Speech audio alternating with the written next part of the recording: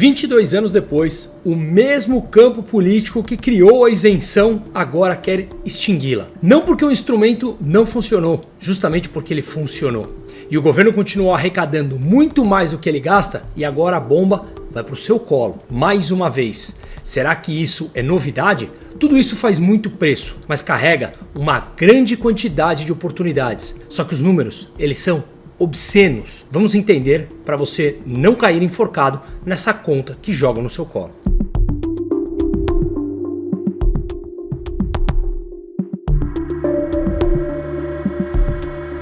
Antes de tudo, nosso muito obrigado. Este canal, sendo o meu principal e todas as outras redes, atingem algo como 3 a 4 milhões de pessoas por mês.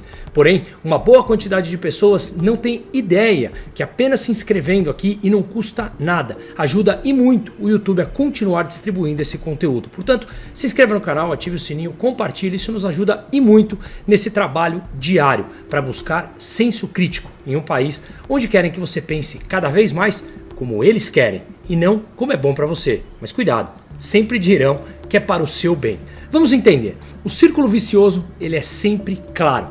O governo cria um incentivo, o mercado responde a esse incentivo. O governo quer taxar o resultado do incentivo que ele mesmo criou para cobrir o déficit governamental, pelo gasto excessivo que ele mesmo cria, ele mesmo expande, dizendo ser para o seu bem. Só que ele retira poder de compra sem que você perceba. É a lógica perversa do Estado que devora as próprias soluções que ele mesmo criou. Tem aquela frase super criativa que é a dinâmica da máquina pública. Se algo se move, taxe-o. Se continua se movimentando, regule. Se ele morrer, subsidie. É a lógica perversa que vai sempre te enganando.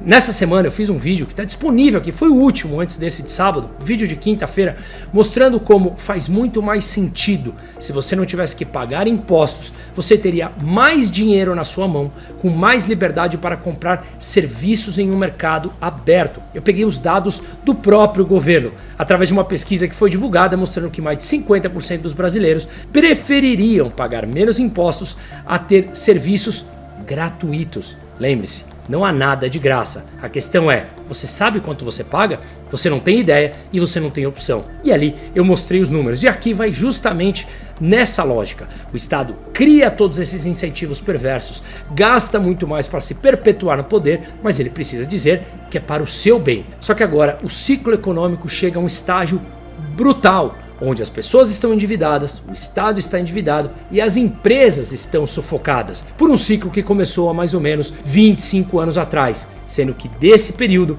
20 anos está na mão do PT. Não houve incremento de produtividade, houve apenas endividamento para transferir dinheiro para a população gastar no curto prazo. A produtividade no Brasil está estagnada há 35 anos. O que houve foi apenas um aumento da dívida pública, transferindo dinheiro para as pessoas, e isso é parte importante do PIB. O PIB sobe, mas não há incremento de produtividade. O ciclo passa e a bomba estoura no seu colo. E justamente por isso que saiu uma matéria essa semana falando que o Tesouro quer rediscutir aqueles títulos isentos de imposto de renda diante da dificuldade de rolar a sua dívida. Perceba aqui na palavra usada, dificuldade.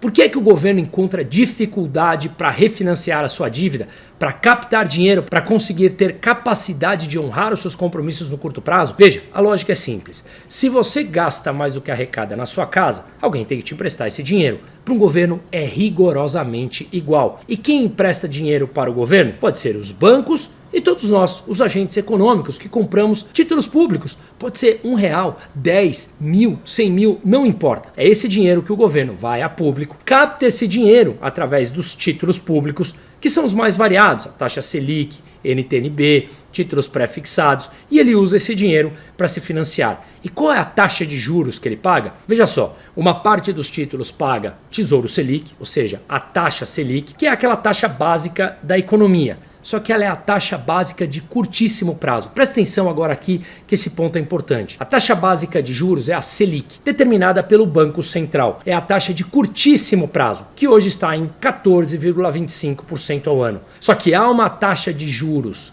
com vencimento futuro, ou seja, quanto que o mercado precifica que a Selic estará num vencimento futuro, e ela é determinada por livre oferta e demanda. Se o risco maior no país sobe, as taxas de juros futuras sobem, porque há um incremento nas expectativas de que os juros subirão num prazo adiante. Quando a situação melhora, a curva de juros futura cai.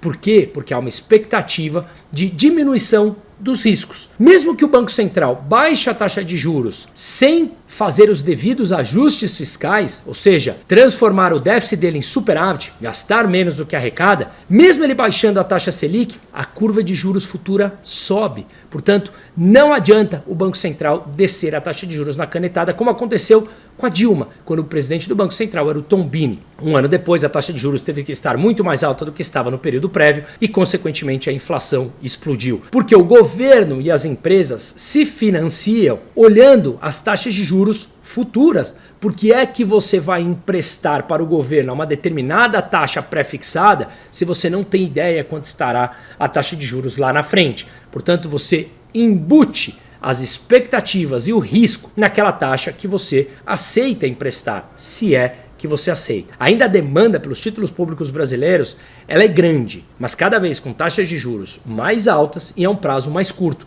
Apenas como exemplo, antes do Milei se eleger, as taxas de juros na Argentina eram algo como 133% ao ano.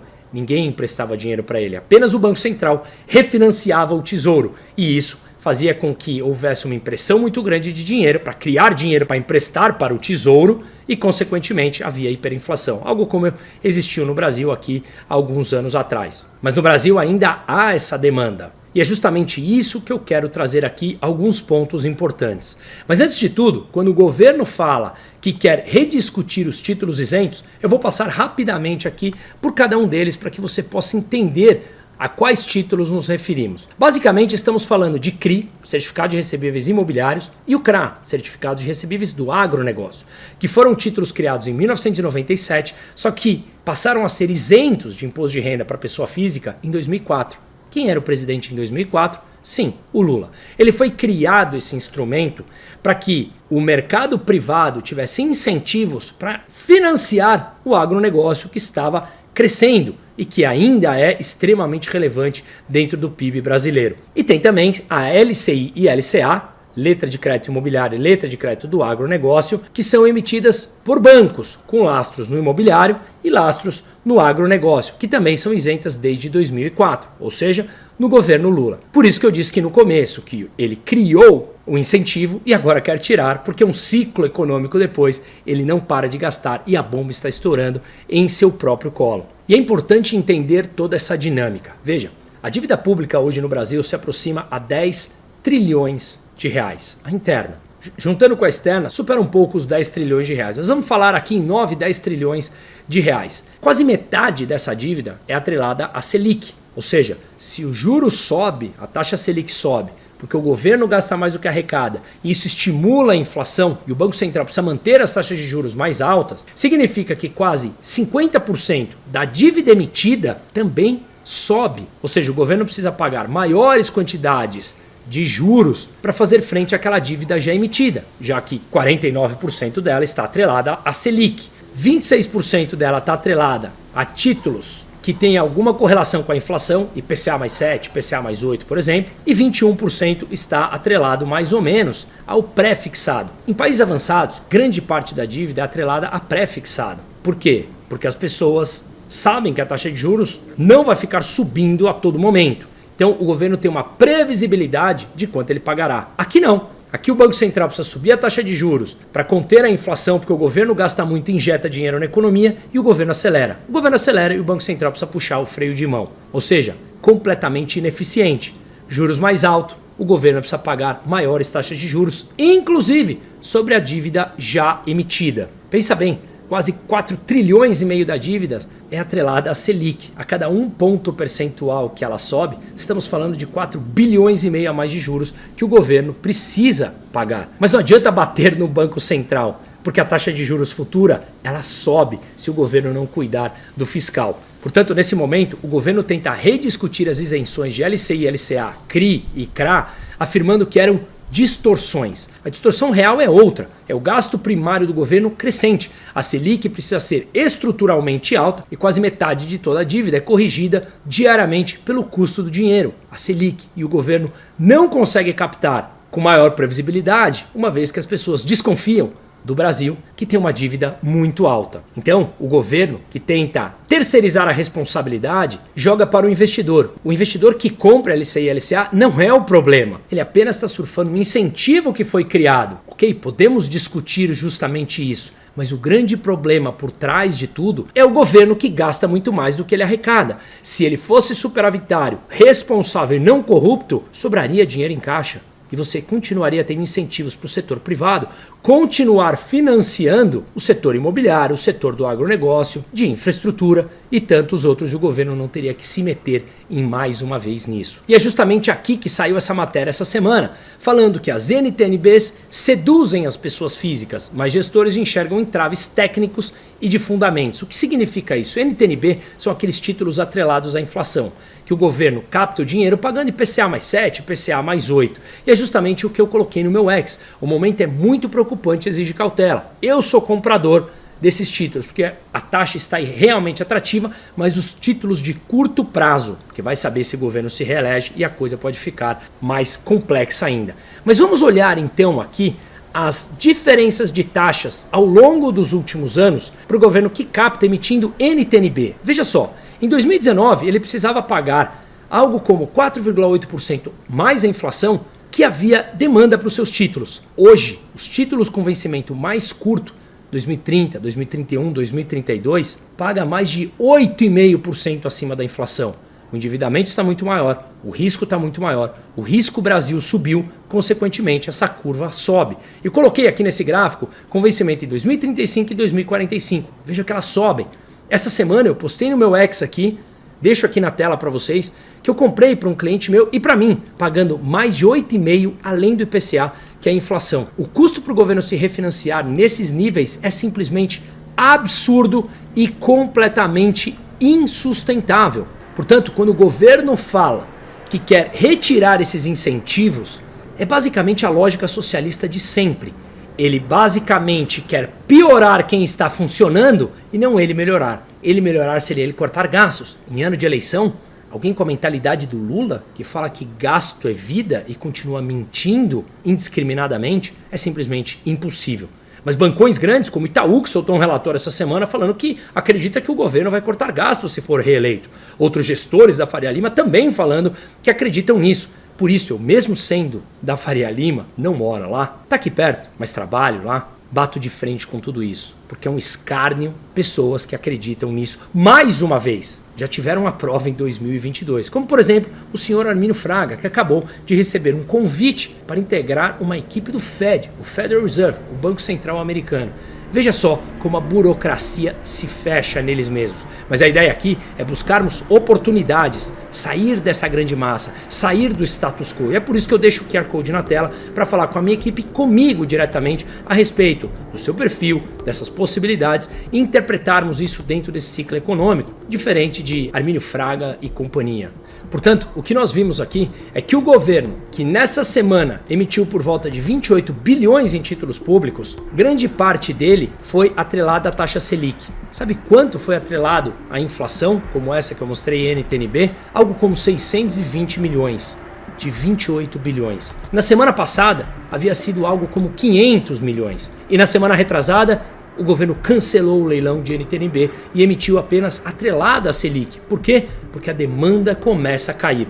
E é justamente isso que eu coloco na tela novamente, o que eu coloquei no meu tweet, o que eu coloquei no meu X. As NTNBs pelas taxas seduzem as pessoas físicas, mas os gestores enxergam entraves. O gestor precisa bater o CDI, assim ele ganha a taxa de performance dele.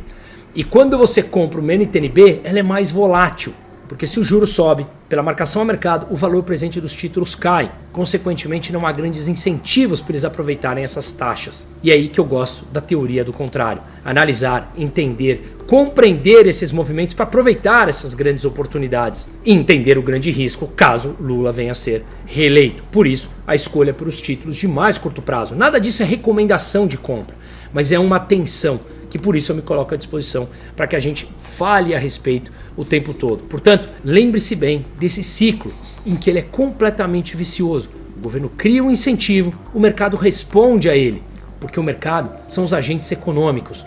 Milhões e milhões e milhões de pessoas de todas as classes sociais tomando milhões de decisões voluntárias e que não sabemos quais serão as nossas próximas decisões e as nossas tomadas de investimento. Consequentemente, não dá para centralizar na mão de poucos o que sequer nós sabemos de nós mesmos. Portanto, o governo cria um incentivo. Quando ele funciona, ele taxa um incentivo porque o mercado responde a esses incentivos. E o governo novamente quer aparecer para dificultar aquilo que ele mesmo criou e funcionou. Só que agora, como ele continua gastando indiscriminadamente, ele precisa culpar terceiros e não olhar no espelho e cortar seus gastos. Ainda mais faltando 3 meses para as eleições. O Brasil tem novamente uma chance de sair ou começar a colocar o nariz para fora desse ciclo. Lembre-se, algo responsável entre 1 ano e meio e 2 anos no máximo, você tem um ajuste dessa expectativa e da trajetória da curva de juros, porque o mercado se movimenta por expectativas, mas 4 anos de Lula gastando desenfreadamente apertem muito bem os cintos. Não é alarmismo, não é catastrofismo, são números matemáticos com oportunidades diante de nossos olhos. Seguimos.